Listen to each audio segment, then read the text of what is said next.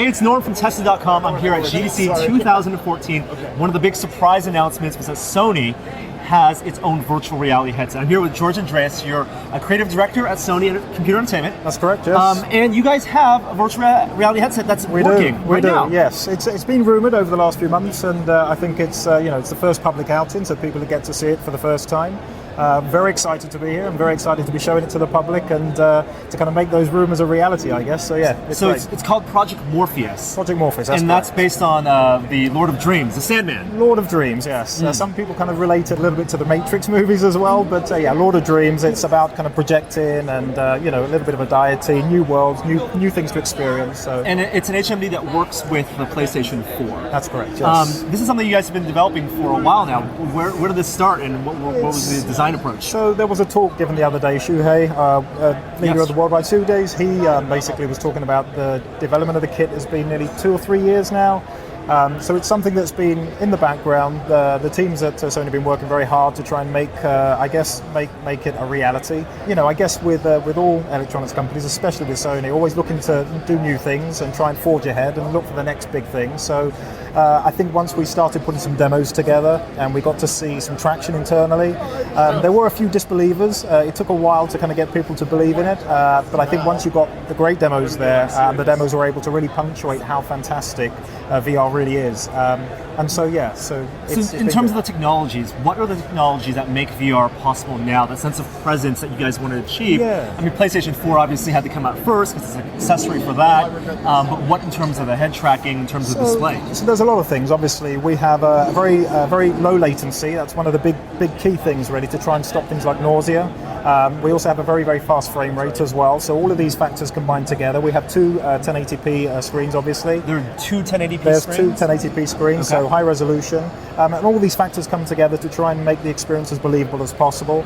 The software that we create has to be also trying to kind of get the player immersed as much as possible. Some people call it sense of presence. I call it true immersion.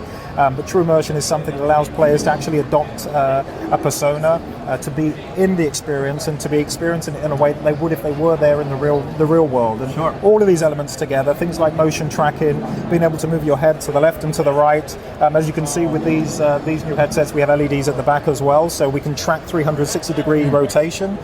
We have other things in our ecosystem, such as the DS4 controller. We have the Move controller as well, so that gives us limbs if we want to have 2 limbs in the experience as well.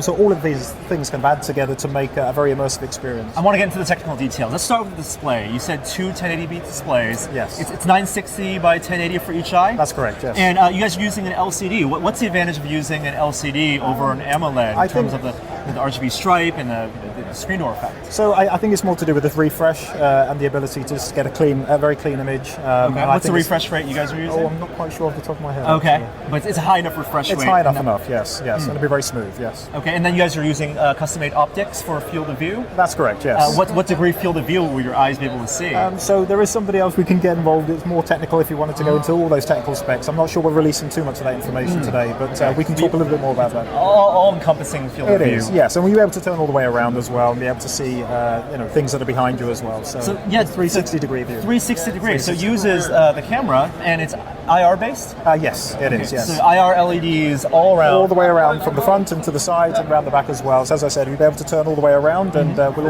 always be able to kind of get your orientation and see where you are. So. In terms of the lighting in the back, what's the function of having that light in the back? So when the players turn away from the camera, they've got a point of reference at the back of the head, so they can turn all the way around, and we do get to see, we can have proper 360-degree rotation. I think there are some VR systems that don't have full 360-degree rotation. But it's very important from an experiential perspective to allow players to experience VR truly and totally. And I think being able to turn all the way around, being able to look all the way up and look all the way down is part of VR, and it's part of the immersion. And so having LEDs at the back does allow us to kind of push that level of interaction and immersion. You guys are designing this to work standing up. In this demo in particular, I was able to bend my knees down and see the virtual model bend down. Yes. Is this going to be experience designed both for standing up and sitting down? So yeah, we're working on a bunch of different demos at the moment. This one is all about standing up, because in the real world you'd stand up in a shark cage, and so we thought this would be a great example, a great demonstration of the tech from a standing position. There are experiences that work very well from a seated position as well. It just depends what you're doing. If you're in a cockpit, for instance, that will work quite well if you're seated. Right.